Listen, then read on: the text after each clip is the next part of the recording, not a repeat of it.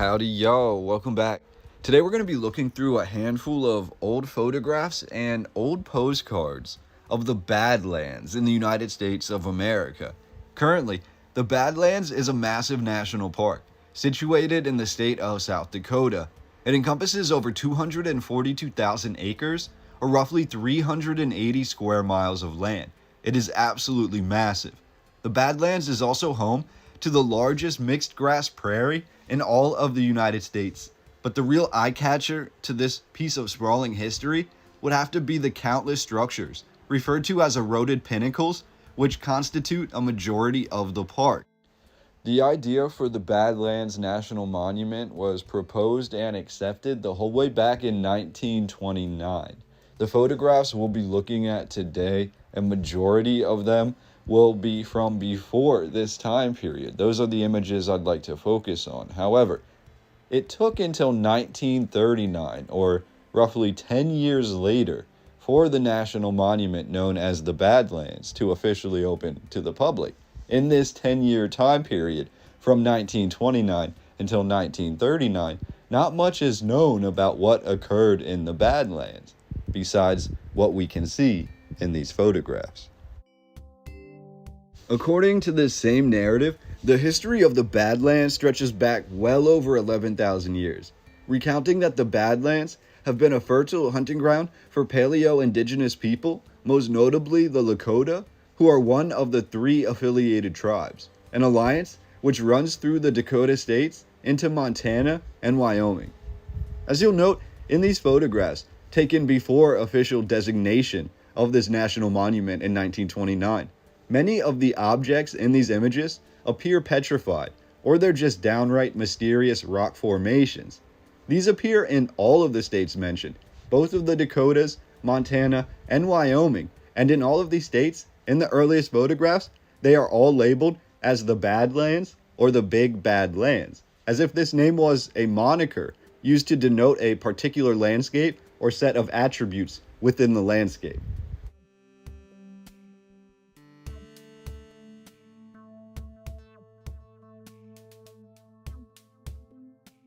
This current narrative continues by telling us that the Badlands were not actually occupied by the Lakota people upon their discovery, but instead the Badlands were revered, protected, and well known as a sanctuary for worship and a meeting place for tribal councils. These claims, however, seem to go against what the Lakota people were actually reporting in their oral history. One of these histories being, many Lakota did claim the land formations of the Badlands in all of these states, but mainly in South Dakota, was their own, as if the prairie lands were fertile with hunting grounds for the tribes of the Badlands. These ancient rocks also served a multitude of other purposes. One, the Great Badlands Wall, served as a lookout point for the Lakota, who could survey the landscape from atop these cliff-like walls.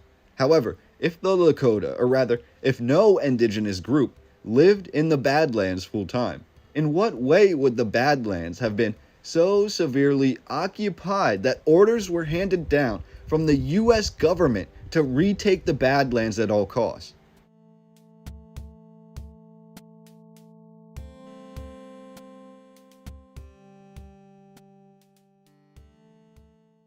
In the year 1890, amongst the Sioux people who had been promised the lands of South Dakota, and the remaining free spirits of the Lakota who resided in the Badlands, a belief began to arise, which was almost immediately suppressed by the government of the area. However, it still made its way to the mainstream front pages of nationwide papers.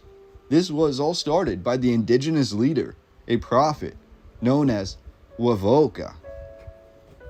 Deep in the Badlands, Wovoka spoke of his ancestors who had built, not discovered, but built the Badlands. Wovoka discussed sin and the Great Spirit sending destructive forces who wiped out the castles of Wovoka's ancestors. Wovoka spoke of responsibility and trust and honoring one's word, and how the Great Spirit would come to punish those who disobeyed these common commandments. In doing this, Wovoka had gone hand in hand deeper into the mysterious nature of the rock formations in the Badlands, deeper than anyone else in the mainstream ever had before.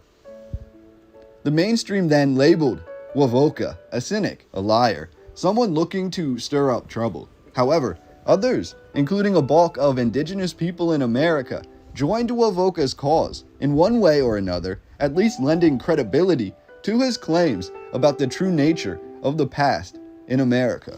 This uproar led to the American government condemning Wovoka and moving to officially uproot all people who resided in the Badlands and move them to North Dakota. Wovoka subsequently called upon all Native people to conduct something he titled a ghost dance, much akin to the dances of indigenous people we see in American folklore.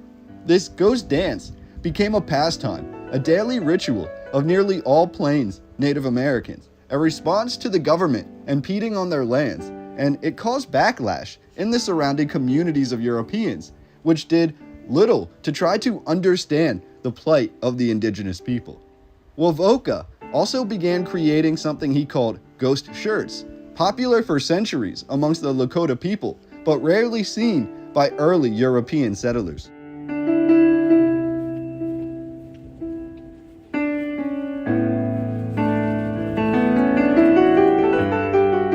The ghost shirt was meant to be imbued with the power of the Great Spirit, and as long as one remained honest and loyal to their tribe, the ghost shirt was said to deflect enemy weaponry and ward off evil spirits and disease.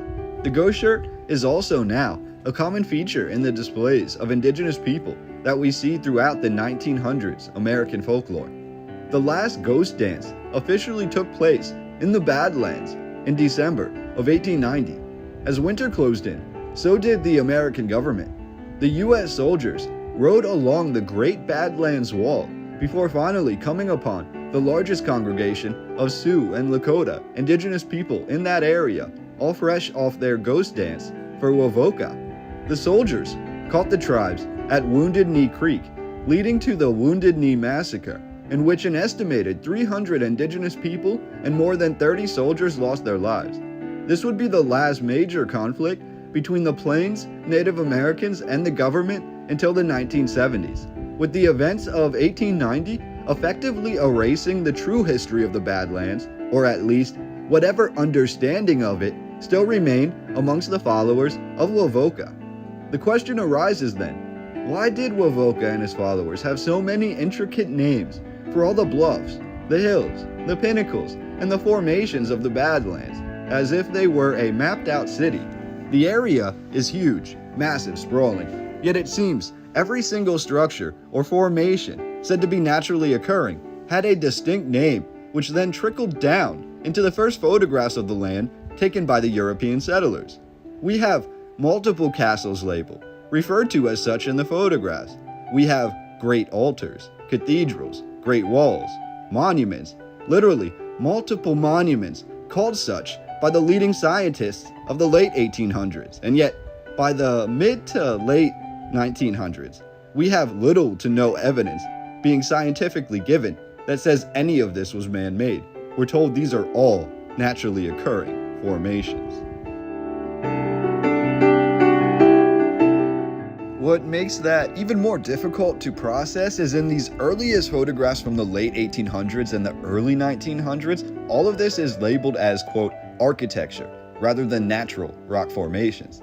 We have entwinements and facades, we see towering minarets, and even what appear to be dome-like buildings and sophisticated pillars, piles, demonstrating a key understanding of masonry. And yet, by the 1950s and 60s, not only was most of this labeled as naturally occurring rock, but most of it had actually significantly deteriorated away since the time of these earliest photographs.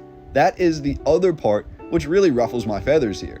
We have centuries, really over 1,000 years according to oral history amongst the indigenous people, which basically claims that the Badlands was the location where the angelic beings, the great ones, resided. Eventually, these great beings allowed the early indigenous people, the Paleo Indians, into their circles. According to this legend, this myth, this angered the Great Spirit, who sent his fires and waters, some would say mud, to destroy the kingdom that occupied the Badlands. Imagine for a second and compare the biblical text to this as well. Think of Gog and Magog, the giants, the Nephilim, the idea of larger than customary humans who had achieved advanced abilities, or at least abilities that are similar to ours today. However you choose to look at it, we have numerous artifacts found throughout the American plains, specifically in the Badlands, which substantiate many of these earlier myths.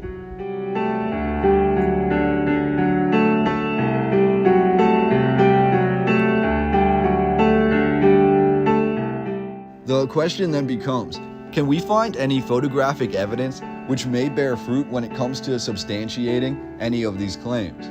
That's exactly what today's video was meant to do.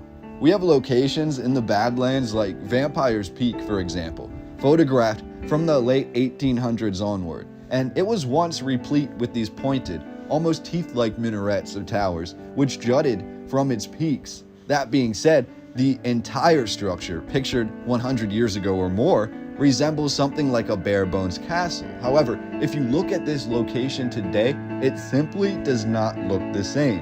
Impetuous as it may be, we seem to have the first true explorers, or the first truth tellers, the first to set foot in the Badlands with their cameras, and instantly these photographers appeared to believe that they had struck gold. These photographs are almost more revealing than any history I could discern with my words, with descriptions in these images labeling them as anything from cathedrals to castles to the Devil's Throne, massive yet shapely rocks, being labeled as tree stumps, and then above all else, we truly have petrified remains, which are factually and scientifically being found today all throughout the Badlands. It's interesting to understand that this kingdom, or this national park as it's known today, is in the same landscape as thousands of structures that were once labeled as man-made, or at least they were labeled as formed by outside forces other than the hands of nature.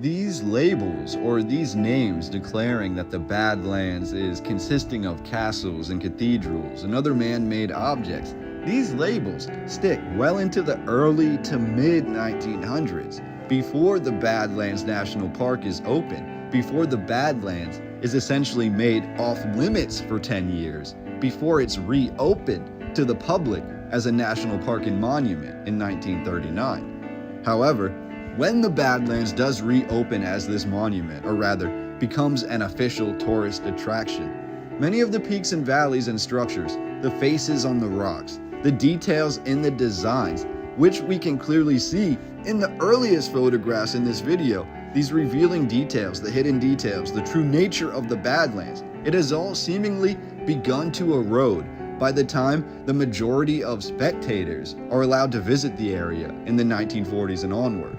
The towers, many of them have fallen. The patterned facades, seemingly painted along the castles, have now weathered away into more natural-looking colors and shapes. The same can be said for the quote castles and the Great Badlands Wall, which itself has now become something with a road or a highway on top of it. For the most part, whether done purposefully or not, the majority of the truly mysterious aspects of the Badlands have been mysteriously modified since their earliest discovery or rediscovery. Could this be a Napoleon and the Great Pyramid situation? Could everything in the Badlands, all of these structures, all of these images, be hiding a much more nefarious history?